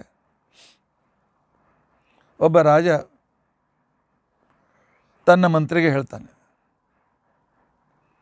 ಹೋಗು ಯುದ್ಧ ಮಾಡು ಅಂತ ತಿಳ್ಕೊಂಡಂತೆ. ಆಗ ಅವನು ಯುದ್ಧ ಮಾಡ್ಬೇಕು. ಅವನು ಇಚ್ಛೆ ಇಲ್ಲದೆ ಇದ್ರೂ ಯುದ್ಧಕ್ಕೆ ಹೋಗ್ಬೇಕು. ಅವನು ಮಂತ್ರಿಗೆ ಯುದ್ಧ ಮಾಡುವ ಸಾಮರ್ಥ್ಯ ಇದೆ. ಖಡ್ಗ ಹಿಡಿದುಕೊಂಡಿದ್ದಾನೆ, ಕೈಕಾಲು ಸಾಮರ್ಥ್ಯ ಇವೆಲ್ಲ ಇದೆ. ಆದರೆ ಆಗ ನಡೆಯುವ ಕ್ರಿಯೆ ಅಂತ ತಿಳ್ಕೊಂಡಂತೇನಿದೆಯಲ್ಲ, ಆ ಕ್ರಿಯೆ ಅವನ ಇಚ್ಛೆಯಂತೆ ನಡೆಯೋದಿಲ್ಲ, ಅವನ ಇಚ್ಛೆ ಇಲ್ಲದಂತೆ ನಡೀತದೆ. ಅದೇ ರೀತಿಯಾಗಿ ರಾಜ ಪರಮಾತ್ಮ, ನಾವು ರಾಜಪುರುಷ ಇದ್ದಂತೆ ರಾಜನ ಅಧೀನ. ಅವನು ಹೇಗೆ ಪ್ರೇರಣೆ ಮಾಡ್ತಾನೆ ಆ ರೀತಿಯಾಗಿರ್ತಕ್ಕಂಥ ಪ್ರೇರಣೆಗೆ ನಾವು ಹೋಗಬೇಕು. ಆದರೆ ಆ ರೀತಿಯಾಗಿರ್ತಕ್ಕಂಥ ಕರ್ತೃತ್ವ, ಕ್ರಿಯಾತ್ವ ನಮ್ಮಲ್ಲಿ ಇರಬೇಕು. ರಾಜ ಮಂತ್ರಿಗೆ ಸ್ವತಃ ಸೇನಾಪತಿಗೆ ಹೇಳಿದ ಯುದ್ಧ ಮಾಡು ಅಂತ ತಿಳ್ಕೊಂಡಂತ ಹೇಳಿ ಹೊರತು ತನ್ನ ದಿನಾಲು ತನ್ನ ಕಾಲನ್ನು ಒತ್ತಕ್ಕಂಥ ಸೇವಕನಿಗೆ ಹೇಳಲಿಲ್ಲ. ಅಥವಾ ತನ್ನ ಖಡ್ಗ ಕೇಳಿ ಖಡ್ಗ ಹೋಗಿ ಯುದ್ಧ ಮಾಡು ಅಂತ ಹೇಳಿಲ್ಲ. ಯಾಕೆ? ಖಡ್ಗದಲ್ಲಿ ಕ್ರಿಯಾತ್ವ ಇಲ್ಲ, ಜಡ. ಸೇನಾಪತಿಯಲ್ಲಿ, ಮಂತ್ರಿಯಲ್ಲಿ ಆ ಸಾಮರ್ಥ್ಯ ಇದೆ, ಕ್ರಿಯಾತ್ವ ಇದೆ. ಅದಕ್ಕೋಸ್ಕರ ಅವನಿಗೆ ಆರ್ಡರ್ ಮಾಡ್ತಾನೆ. ನೀವು ನಿಮ್ಮನೆ ಫಂಕ್ಷನ್ನಲ್ಲಿ ಅಡುಗೆಯನ್ನು ಕರೆದು ಅಡುಗೆಗೋಸ್ಕರ ಹೇಳ್ತೀರಿ, ಅಡುಗೆ ಬರ್ತದೆ ಅಂತ ಅವ್ನಿಗೆ ಹೇಳ್ತಿರಲ್ಲ. ಅದೇ ಬಂದಿರತಕ್ಕಂಥ ಪುರೋಹಿತರಿಗೆ ಇವತ್ತು ಅಡುಗೆಯನ್ನು ನೀವೇ ಮಾಡಬೇಕು ಅಂತ ಹೇಳ್ತೀರ. ಅವ್ರು ನನಗೆ ಅಡುಗೆ ಬರೋಂಗಿಲ್ಲ ಅಂತಕೊಂಡು ಅಡುಗೆ ಬರ್ತಿದ್ರೆ, ಅದೇ ರೀತಿಯಾಗಿ ಪರಮಾತ್ಮ ನಮ್ಮ ಯೋಗ್ಯತೆ ನೋಡಿಕೊಂಡು ಪ್ರೇರಣೆ ಮಾಡ್ತಾನೆ. ನಮ್ಮ ಪಾಪಕರ್ಮಕ್ಕೆ ಫಲ ಕೊಡಬೇಕಾದಾಗ ನಮಗೆ ಪಾಪಕರ್ಮದಲ್ಲಿ ಸಿಲುಕಿಸ್ತಾನೆ. ನಮಗೇನು ತಪ್ಪು ಕೆಲಸ ನಮ್ಮ ಕಡೆಯಿಂದ ನಡೀತದಲ್ಲ, ಈ ನಡೆಯುವಿಕೆ ಅಂತ ತಿಳ್ಕೊಂಡಂತೇನಿದೆ, ಇದು ನಮ್ಮ ಹಿಂದಿನ ಕರ್ಮದ ಶಿಕ್ಷೆ ಪರಮಾತ್ಮ ನಮಗೆ ಕೊಡ್ತಾನೆ. ನಿನ್ನ ಹಿಂದಿನ ಕರ್ಮದ ಶಿಕ್ಷೆ ಅಣ್ಣ ಇದು, ನೀನು ದ್ಯೂತ ಆಡಿದೆ. ಆದ್ದರಿಂದ ಪರಮಾತ್ಮನ ಪ್ರೇರಣೆ ಈ ಸಂದರ್ಭದಲ್ಲಿ ಒಪ್ಪಲೇಬೇಕಾಗ್ತದೆ.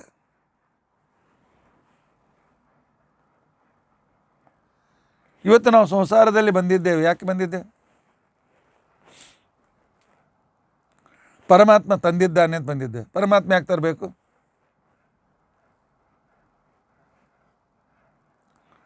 ಪರಮಾತ್ಮ ನಮಗೆ ಪ್ರಾಯಶ್ಚಿತ್ತ ಅಥವಾ ಶಿಕ್ಷೆ ಕೊಡುವುದಕ್ಕೋಸ್ಕರ ಸಂಸಾರದಲ್ಲಿ ತಂದಿದ್ದಾನೆ.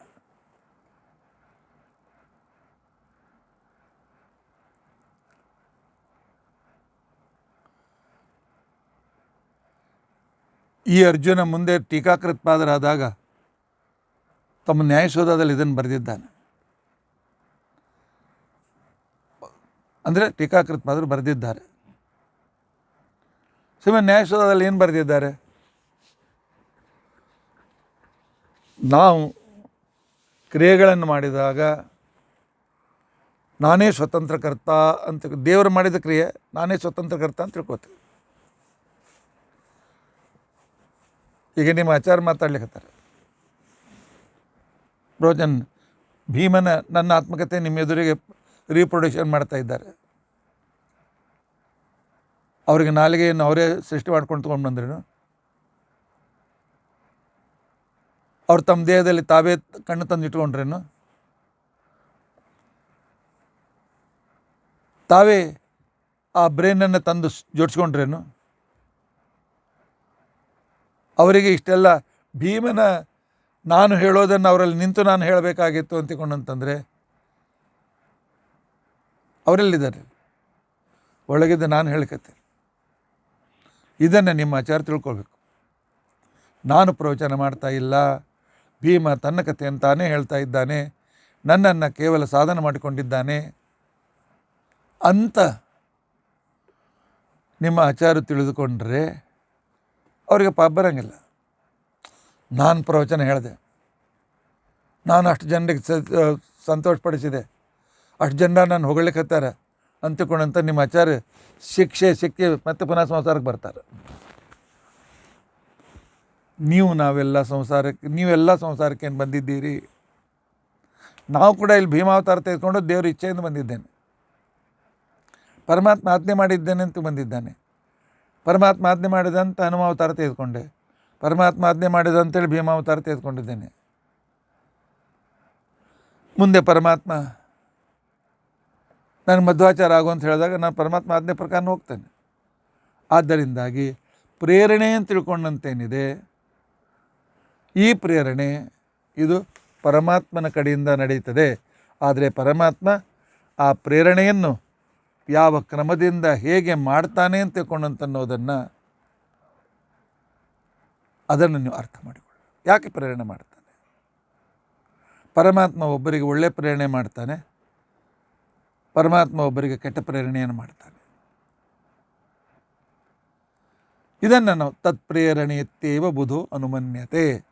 ಜ್ಞಾನಿಗಳು ಮಾತ್ರ ಪ್ರತಿಯೊಂದು ಕ್ರಿಯೆಯಲ್ಲಿಯೂ ಭಗವಂತನ ಒಂದು ಪ್ರೇರಣೆ ಇದೆ ಅಂತ ತಿಳ್ಕೊಂಡಂತ ಹೇಳಿ ತಿಳಿದುಕೊಳ್ತಾರೆ.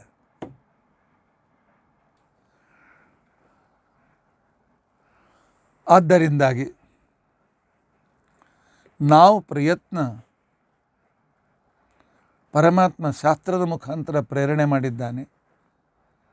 ನಾನು ಬ್ರಾಹ್ಮಣ, ನನ್ನ ಕರ್ತವ್ಯ ಈ ರೀತಿಯಾಗಿದೆ,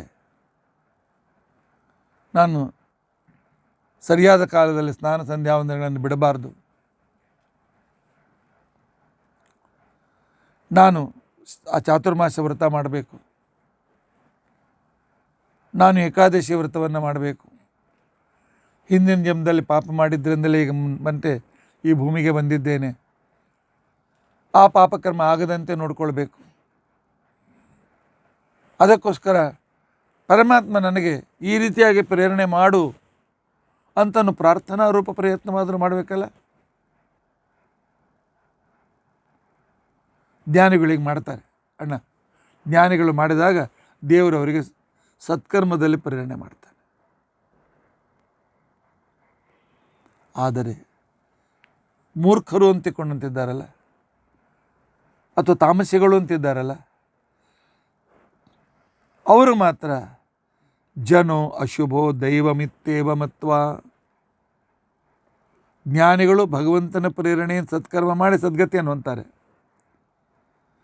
ತೇನೇವ ಸಮ್ಯಕ್ ಗತಿಮಸ್ಯ ವಿಷ್ಣು. ಆದರೆ ಅಶುಭೋ ಜನ, ಅಯೋಗ್ಯ ವ್ಯಕ್ತಿಗಳು, ದುರ್ಜನರು ಅಂತಿಕೊಂಡಂತೇನಿದ್ದಾರೆ ಎಲ್ಲ ದೇವ್ರು ಮಾಡ್ತಾರೆ ಬಿಡು. ಈಗ ನಿಮ್ಮಲ್ಲಿ ಭಾಳ ಜನ ಏನು ರೀ ಕಲಿಯುಗ ಅದ, ದೇವರು ಅವನೇ ಪ್ರೇರಣೆ ಮಾಡ್ಯಾನ, ಅದಕ್ಕೆ ಈರುಳ್ಳಿ ತಿಂತೀನಿ, ಅವನೇ ಪ್ರೇರಣೆ ಮಾಡ್ಯಾನ ಅದಕ್ಕೆ ನಾನು ಬೇರೆ ಜಾತಿ ಮದುವೆ ಮಾಡ್ಕೊತೀನಿ, ದೇವ್ರ ಪ್ರೇರಣೆ ಅಲ್ಲೇ ನಮ್ಮ ಕೈಯಲ್ಲೇನಿದೆ ಅಂತ ಈ ರೀತಿಯಾಗಿ ದೇವರ ಆಜ್ಞೆಯನ್ನು ವಿಚಾರ ಮಾಡದೆ ಎಲ್ಲ ದೇವ್ರ ತಲೆ ಮೇಲೆ ಹಾಕಿ ತಾವು ಮಾಡುವ ತಮ್ಮ ಮಾನಸಿಕ ದುಷ್ಪ್ರವೃತ್ತಿಯಿಂದ ಬಂದಿರತಕ್ಕಂತಹ ದುಷ್ಟವಾಗಿರ್ತಕ್ಕಂಥ ರೀತಿಯಲ್ಲಿ ಎಲ್ಲ ದೈವ ಅಂತಿಕೊಂಡು ಅಂತೇಳಿ ಆವಾಗ ಸ್ವಕರ್ಮ ಬಿಡ್ತಾರೆ. ಪರಮಾತ್ಮ ಅವರಿಗೆ ಅದೇ ರೀತಿ ಪ್ರೇರಣೆ ಮಾಡ್ತಾನೆ. ಆ ಕೆಟ್ಟ ಕೆಲಸಕ್ಕೆ ಹೋಗೋದಕ್ಕೋಸ್ಕರ ಪ್ರೇರಣೆ ಮಾಡ್ತಾನೆ. ಹಿತ್ವಾ ಸ್ವಕಂ ಕರ್ಮಗತಿಂ ಚ ತಾಮಸೀಂ, ತನ್ನ ಸ್ವಕರ್ತವ್ಯವನ್ನು ಬಿಟ್ಟು ಅವನು ತಮೋಗುಣದ ಅಧೀನಕ್ಕೆ ಒಳಗಾಗಿ, ಕಲಿಯ ಗುಣಕ್ಕೆ ಒಳಗಾಗಿ ಆ ತಪ್ಪು ದಾರಿಯಲ್ಲಿ ಹೊರಟಾಗ ದೇವರು ಅದೇ ರೀತಿ ಅವನ ಕರ್ಮ ಅಂತಿಕೊಂಡು ಅಂತೇಳಿ ಆ ರೀತಿಯಾಗಿ ಅವನು ಪ್ರೇರಣೆ ಮಾಡ್ತಾನೆ. ಪರಮಾತ್ಮ ಸತ್ಕರ್ಮದಲ್ಲಿ ಪ್ರೇರಣೆ ಮಾಡಬೇಕಾಗಿತ್ತು ಅಂತಿಕೊಂಡಂತಂದರೆ, ನಾನು ಸ್ವತಂತ್ರಕರ್ತ ಅಲ್ಲ, ನಾನು ಪರಾಧೀನಕರ್ತ. ಪರಮಾತ್ಮ ನನಗೆ ಆಜ್ಞೆ ಮಾಡಿದ್ದಾನೆ, ಸದ್ಗತಿ ಸಿಗಬೇಕಾಗಿದ್ದರೆ ಸ್ವರ್ಣಾಶ್ರಮೋಚಿತವಾಗಿರ್ತಕ್ಕಂಥ ಧರ್ಮಾಚರಣೆಯನ್ನು ಮಾಡು ಅಂತ ತಿಳ್ಕೊಂಡಂತೇಳಿ ಪರಮಾತ್ಮ ನನಗೆ ಪ್ರೇರಣೆ ಮಾಡಿದ್ದಾನೆ. ಆದ್ದರಿಂದಾಗಿ ನಾನು ಸತ್ಕರ್ಮ ಮಾಡಬೇಕು ಅಂತ ತಿಳ್ಕೊಂಡಂಥೇಳಿ ಪ್ರತಿಯೊಬ್ಬನು ಬಯಸಿ ತನ್ನ ಕಾರ್ಯದಲ್ಲಿ ಪ್ರವೃತ್ತನಾದರೆ, ದೇವರು ಕೊಟ್ಟ ಸಾಮರ್ಥ್ಯದಿಂದ, ಸ್ವತಂತ್ರ ಅಲ್ಲ, ದೇವರು ಕೊಟ್ಟ ಸಾಮರ್ಥ್ಯದಿಂದ ಪ್ರವೃತ್ತನಾದರೆ ಪರಮಾತ್ಮ ಮುಂದೆ ಅವನ ಕಡೆಯಿಂದ ಸತ್ಕರ್ಮಗಳನ್ನೇ ಮಾಡಿಸಿ ಅವನ ಮೇಲೆ ಪರಮ ಅನುಗ್ರಹವನ್ನು ಮಾಡ್ತಾನೆ.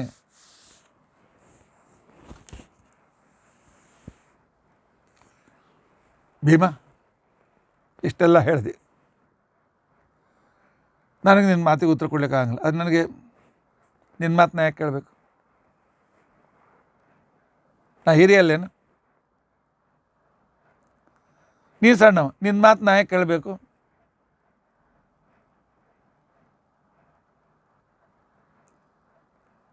ಅಣ್ಣ, ಸ್ವಲ್ಪ ವಿಚಾರ ಮಾಡು. ಗುರುಕುಲದಲ್ಲಿ ನೀನು ಕಲ್ತಿದ್ದೆ. ವಿವೇಕಗಳಾಗಿರ್ತಕ್ಕಂಥವರು, ಪರಮಾತ್ಮ ಕೊಟ್ಟ ಬುದ್ಧಿಯನ್ನು ಉಪಯೋಗಿಸಬೇಕು ಅಂತ ಇಚ್ಛೆ ಇದ್ದವರು, ಪ್ರಮಾಣ ಪ್ರಮೇಯಗಳನ್ನು ಸರಿಯಾಗಿ ವಿಚಾರ ಮಾಡಿ ಪ್ರಮಾಣಗಳಿಂದ ಸಿದ್ಧವಾಗಿರ್ತಕ್ಕಂತಹ, ಪ್ರಮಾಣದಿಂದ ಸಿದ್ಧವಾದ ವಿಚಾರವನ್ನು ಒಪ್ಪಿಕೊಂಡು ಆ ಪ್ರಕಾರವಾಗಿ ಇದು ಪರಮಾತ್ಮನ ಪ್ರೇರಣೆಯ ಅಧೀನ ಅಂತೇಳಿ ತಿಳಿದುಕೊಂಡು ಅದರಲ್ಲಿ ನೀನು ಭೀಮ ಹೇಳಿದ್ದಾನೆ ಅಂತ ತಿಳ್ಕೊಂಡು ಅಂತೇಳಿ ನೀನು ಪರಿವರ್ತನಾಗೋದು ಬೇಡ ಅಣ್ಣ. ಭೀಮ ಹೇಳಿದ್ದು ಪ್ರಮಾಣದಿಂದ ಸಿದ್ಧವಾಗಿದೆ.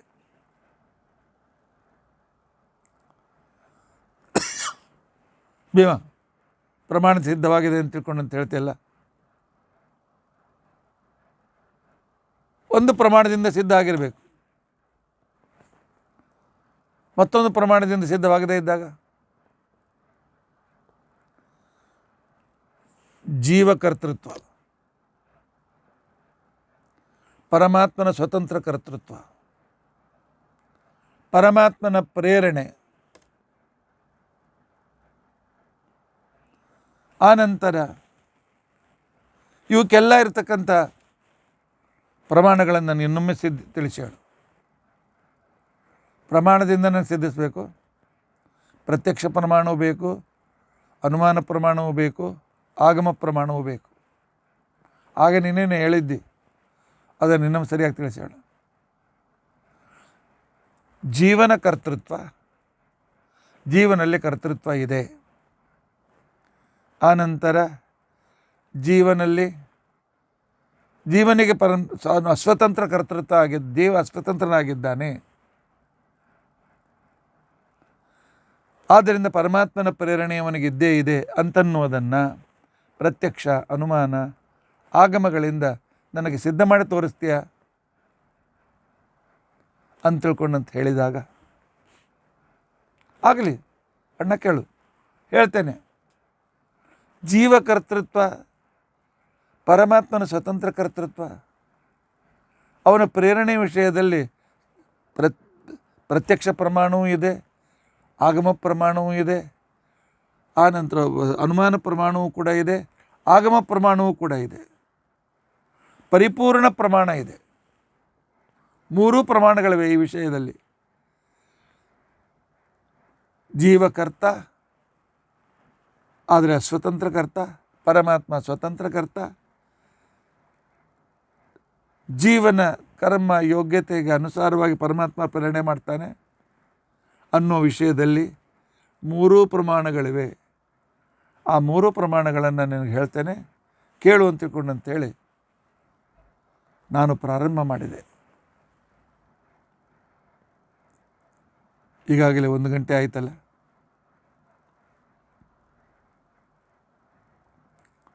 ಇದನ್ನು ನಾಳಿನ ದಿವಸ ವಿಚಾರವನ್ನು ತೆಗೆದುಕೊಳ್ಳೋಣ. ಇವತ್ತು ಮಂಗಳವಾರ, ಇವತ್ತು ಬುಧವಾರ. ನಾಳಿಲ್ಲ, ನಾಡಿದ್ದು ಮಹಾಶಿವರಾತ್ರಿ ಇದೆ. ಮಹಾಶಿವರಾತ್ರಿ ಕೆಲವರು ಉಪವಾಸ ಮಾಡ್ತಾರೆ. ನೀವು ವೈಷ್ಣವರು ಪಂಚಪಕ್ವಾನ ಮಾಡಿ ಊಟ ಮಾಡ್ತೀರಿ. ಹಾಗಾದರೆ ನೀವು ಶಿವದ್ವೇಷಿಗಳು ಯಾಕಾಗಬಾರ್ದು? ಯಾಕೆ ನಿಮಗನ್ನಬಾರ್ದು? ರುದ್ರದೇವರು ನಿಮ್ಮ ಮಾನ್ಯರು ಇಲ್ಲವೋ ಅಂತೇಳಿ ಇಂಥ ಅನೇಕ ರೀತಿ ಜನರು ನಮ್ಮ ಮೇಲೆ ಆಕ್ಷೇಪ ಮಾಡ್ತಾರೆ. ಆದ್ದರಿಂದಾಗಿ ಇವತ್ತು ನಿನ್ನೆ ಏನು ಹೇಳಿದ್ದೇನೆ ಅದನ್ನು ನೋಟ್ಸ್ ಮಾಡಿಟ್ಟುಕೊಳ್ಳಿ ಸರಿಯಾಗಿ. ಅಥವಾ ಮೊನ್ನೆ ದ್ರೌಪದಿ ಹೇಳಿದ ಮಾತು ಕೂಡ ನೋಟ್ಸ್ ಮಾಡಿಟ್ಟುಕೊಂಡು ಜೀವಕರ್ತೃತ್ವದ ಬಗ್ಗೆ ಪ್ರಮಾಣ ಏನಿದೆ ಅಂತಿಕೊಂಡಂತ ಅನ್ನೋದನ್ನು 2 ದಿವಸ ವಿಚಾರ ಮಾಡಿ. 2 ದಿವಸ ಪ್ರವಚನ ಇಲ್ಲ ಅಂತೆಲ್ಲ. ನಾಳೆ ಬಹಳ ಜನ ಆಗ್ರಹ ಮಾಡಿದ್ದಾರೆ. ನಾವು ರುದ್ರ ನಮಕ ರುದ್ರ ಚಮಕ ಅಂತ ಹೇಳ್ತಿರ್ತೇವೆ. ನಮಕ ಚಮಕ ಅಲ್ಲಿ ತ್ವಮೇವ ಕರ್ತಾಸಿ ತ್ವಮೇವ ಧರ್ತಾಸಿ ಈ ರೀತಿಯಾಗಿರ್ತಕ್ಕಂಥ ಬರ್ತದೆ. ಆ ನಂತರ ಪರಮಾತ್ಮನ ವರ್ಣನೆ, ಪರಮಾತ್ಮನ ಬೇಡಿಕೆಗಳು. ಆದ್ದರಿಂದಾಗಿ ನಾವು ರುದ್ರ ನಮಕ ಚಮಕ ಪಾರಾಯಣ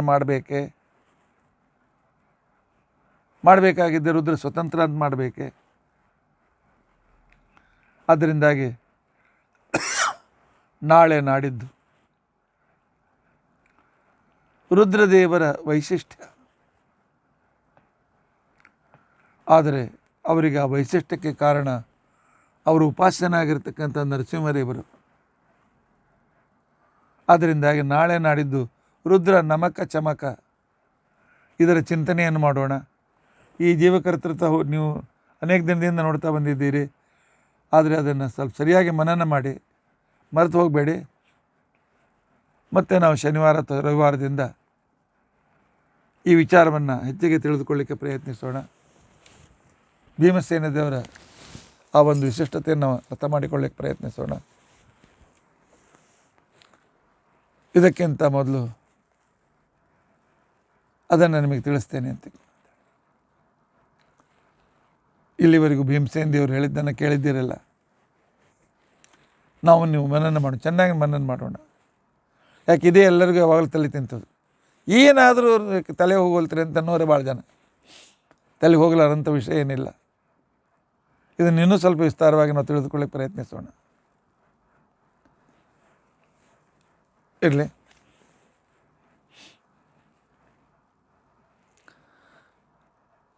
ಶುಕ್ರವಾರ ಮಹಾಶಿವರಾತ್ರಿ. ಪ್ರತಿ ಸಲದಂತೆ ನಾವು ಅವತ್ತಿನ ದಿವಸ ನಮ್ಮ ವಿದ್ಯಾಪೀಠದಲ್ಲಿ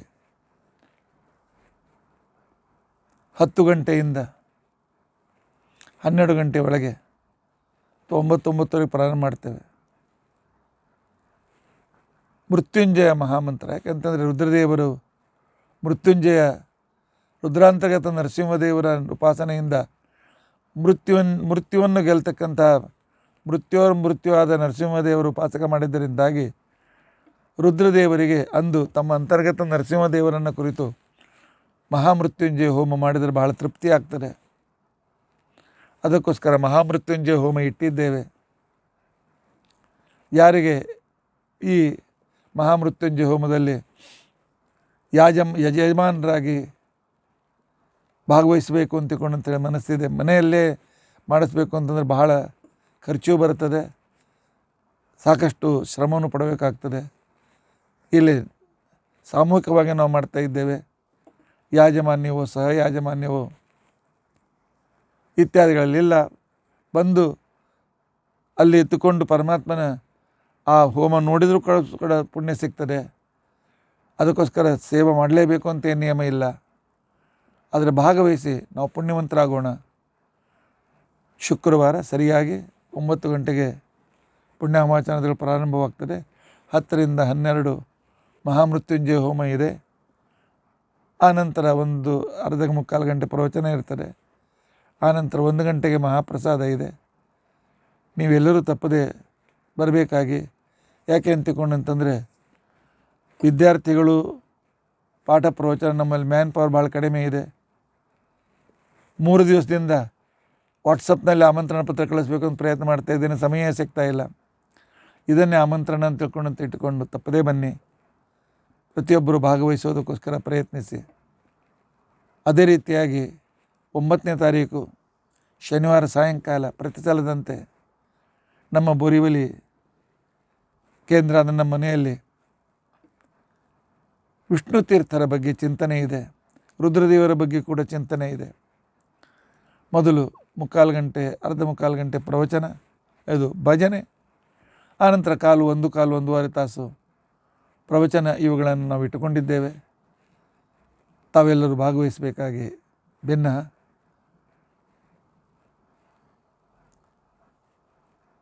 ಬಾಯಿಂದರ್, ನಾಲಾ ಸೋಪರ್, ಮೀರಾ ರೋಡ್, ದಹಿಸರ್, ಬೋರಿವಲಿ, ಕಾಂದಿವಲಿ, ಆನಂತರ ಗೋರೆಗಾಂವ್, ಜೋಗೇಶ್ವರಿ, ಅಂಧೇರಿ, ಈ ಪರಿಸರದ ಜನರು ಹೀಗೆ ಸಾಮೂಹಿಕ ಭಜನೆಯಲ್ಲಿ ಭಾಗವಹಿಸಿ ಪುಣ್ಯವೂ ಬರಬೇಕು. ಆ ನೆವದಿಂದ ಒಂದು ಅರ್ಧ ಮುಕ್ಕಾಲು ಗಂಟೆ, ಭಾಳಾದ್ರೆ 1 ಗಂಟೆ ಒಂದು ಹೊಸ ವಿಷಯ, ಆ ವಾರದಲ್ಲಿ ಬಂದಿರತಕ್ಕಂಥ ಉತ್ಸವದ ಸಂದರ್ಭದಲ್ಲಿ ಹೊಸ ತಿಳುವಳಿಕೆ ಉಂಟಾಗಬೇಕು ಅಂತ ತಿಳ್ಕೊಂಡಂತೇಳಿ ನಾವು ಮತ್ತೆ ಪುನಃ ಬೋರಿವಲಿ ಕೇಂದ್ರವನ್ನು ಜಾಗೃತಗೊಳಿಸಿ ಅಲ್ಲಿ ಕಾರ್ಯಕ್ರಮ ಪ್ರಾರಂಭ ಮಾಡಿದ್ದೇವೆ. ತಪ್ಪದೇ ಭಾಗವಹಿಸಿ. ಕೊಡಲಿಕ್ಕೆ ಪರಮಾತ್ಮ ಪ್ರೇರಣೆ ಮಾಡಿದ್ದಾನೆ. ತೆಗೆದುಕೊಳ್ಳಲಿಕ್ಕೂ ನೀವು ಕೂಡ ಪ್ರಯತ್ನ ಮಾಡಿದರೆ ಪರಮಾತ್ಮ ನಿಮಗೂ ಪ್ರೇರಣೆ ಮಾಡ್ತಾನೆ. ಇದನ್ನು ತಪ್ಪದೇ ಭಾಗವಹಿಸಿ ಪುಣ್ಯವಂತರಾಗಬೇಕಾಗಿ ಭಿನ್ನ. ಇತಿ ಅಧ್ಯಕ್ಷತಾ ಪ್ರಸಕ್ತಿ. ಹರೇ ರಾಮ ರಾಮ ರಾಮ ಹರೇ ಹರೇ, ಹರೇ ಕೃಷ್ಣ ಕೃಷ್ಣ ಕೃಷ್ಣ ಹರೇ ಹರೇ. ಉಗ್ರಂ ವೀರಂ ಮಹಾವಿಷ್ಣುಂ ಜ್ವಲಂತಂ ಸರ್ವತೋಮುಖಂ ನೃಸಿಂಹಂ ಭೀಷಣಂ ಭದ್ರಂ ಮೃತ್ಯುಂ ನಮಾಮ್ಯಹಂ. ಅಚ್ಯುತಾನಂತ ಗೋವಿಂದ ಸ್ಮೃತಿ ಮಾತ್ರಾರ್ತಿನಾಶನ ರೋಗಾನ್ಮೇ ನಾಶಯ ಶೇಷಾನ್ ಆಶು ಧನ್ವಂತರೇ ಹರೇ. ಅಚ್ಯುತಾನಂತ ಗೋವಿಂದ ನಾಮೋಚ್ಚಾರಣ ಬೇಡಜಾತ್ ನಶ್ಯಂತಿ ಸಕಲಾ ರೋಗಾ ಸತ್ಯಂ ವದಾಮ್ಯಹಂ. ಶ್ರೀಕೃಷ್ಣಾರ್ಪಣಮಸ್ತು.